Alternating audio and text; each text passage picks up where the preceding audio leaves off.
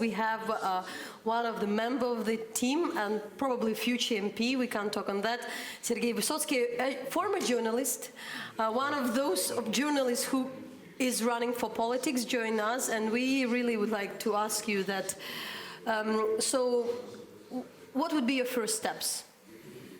You know, like what the party, what the bloc thinks about, what would it be the coalition with the Poroshenko party? So I think it's, will be quite unconstructive if we will not accept the president as our partner, The thing is that the two major political forces are of Petro Poroshenko bloc and the People's Front. So it is logic that this pro-European coalition will be formed from the People's Front and Petro Poroshenko bloc, and maybe the self-defense Samopomich, just because they have this high level of support from the intelligent kind of Ukrainian electorate. It's the party of big cities, the party of Facebook, we can call it. And some indecision vote gone to the Samopomich. So I think it's logic to form this narrow coalition from 3 parties, 2 parties minimum, and the wide coalition from all democratic forces that entered the parliament, just to guarantee that this course towards Europe and integration into the Western kind of institutions and Western institutions and some Western civilized society will be, held direct in the parliament. And we have to implement the association agreement, as you know. So in some cases we need 300 votes. For some political reforms we need 300 votes in parliament. All the democratic forces can provide this constitutional majority. So I think we will be in touch with everyone. Well, maybe, I hope so. It's my own opinion, not the party opinion. Non-opposition bloc, because I just can't imagine myself that I will vote or cooperate with the people who literally ordered to shoot us at Maidan. But I mean, it's one, and you mention it, but I think it really has to be emphasized. It's tremendous that the 3 largest parties, based on these polls in Ukrainian parliament, are unified in being pro-Western, European-oriented, because this has just never happened before. I mean, this is huge. And communists didn't enter. And the communists didn't enter on top of that. So it's a giant shift in the whole political spectrum. Well, thank you, Vladimir Vladimirovich Putin. Thank you for showing Ukrainians who we are, where we all belong to, It's our place, not with Moscow, not with the guys who are killing our guys. It's with the whole civilization against Russia. But I mean, was this a result anyone in the party was expecting? Were they expecting such a strong result? No. We expected a couple of days ago that we will probably have 15%. So 12 to 13% was guaranteed by our polls, inner polls. And we expected the summer decision vote, maybe 15, 17. Because it seems spectacular. I mean, if you're training for a marathon and you look at your times, you have a couple of them and you figure we probably won't do the best that day, but maybe we'll do all right. But this is, the People's Front moving forward. They were below 10% for a bit, then they got higher, and then this is their best result. Our start was 5.4%. 5.4%. So not very far from what Batkovshchina's party got tonight. It's for only a month, but Samopomich, it's our respect. They done 4 times higher than they started. That's true. 4 or 5 times. So it's a tremendous, will of Ukrainians to see some new faces in parliament. But so what will be the condition or precondition of the bloc, of the People's Bloc, of the People's Front? The Yatsenyuk as a prime minister? Well, it's logical. If we have, look. What our else? Campaign, What else? Our campaign was built on this thesis. Like Yatsenyuk is the prime minister. You want to for Yatsenyuk to be the prime minister in the next coalition, in next government, you have to work with the People's Front to show some, high level of trust to Yatsenyuk.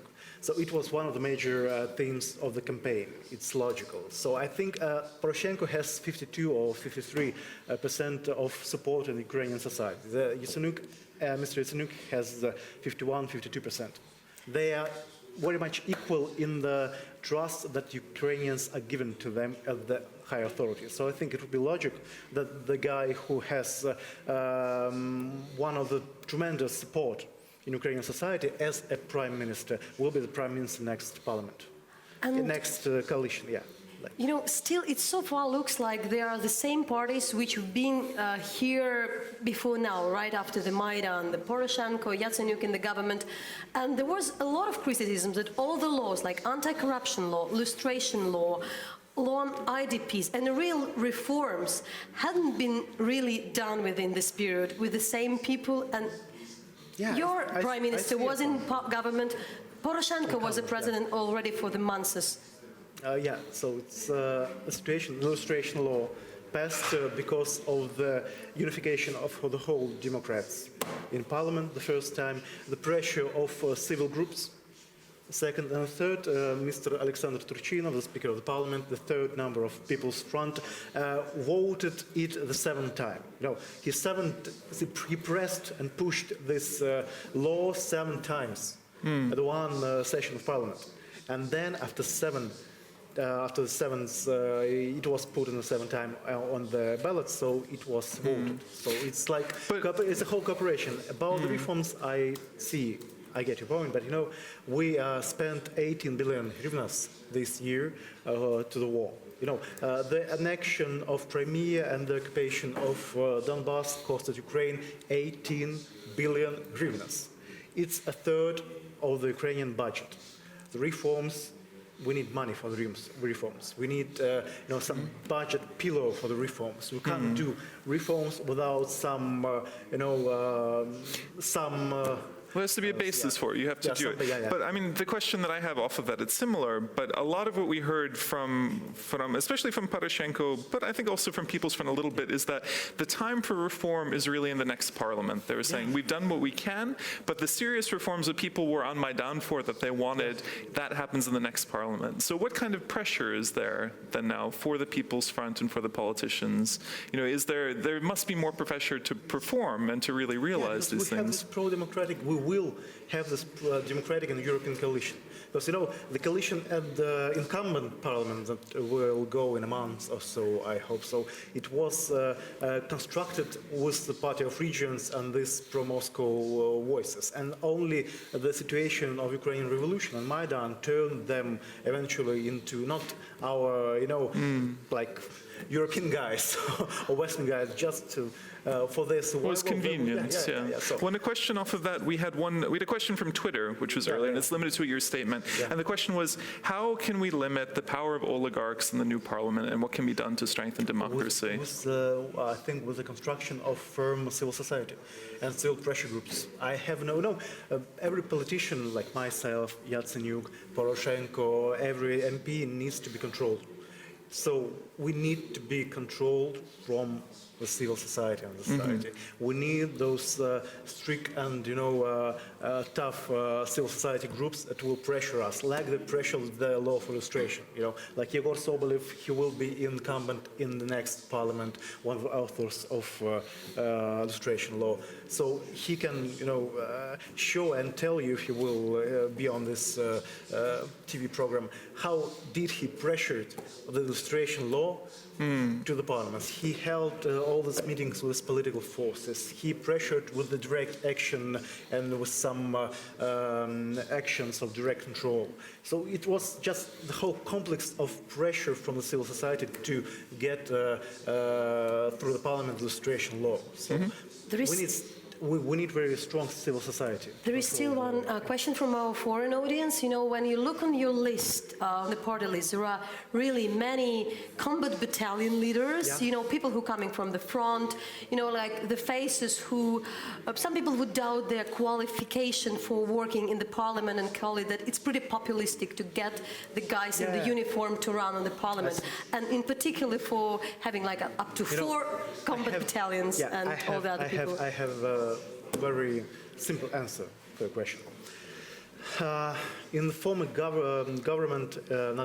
administration of President Yanukovych and in the former parliament, we had this guy, his name was Andrei Portnov. He was one of the most talented Ukrainian lawyers. He was overqualified for the work in the parliament.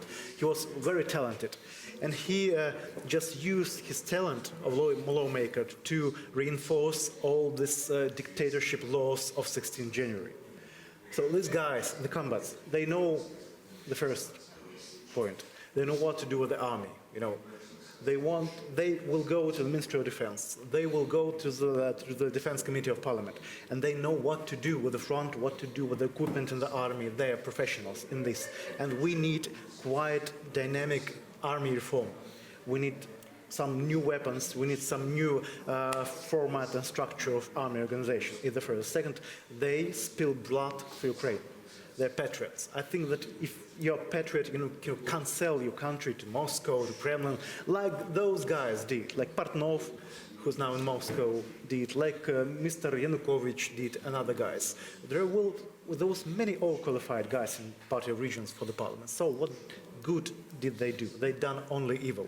I think that the guys who spilled their blood for Ukraine, fought for the country, they will do no bad and no worse to Ukraine.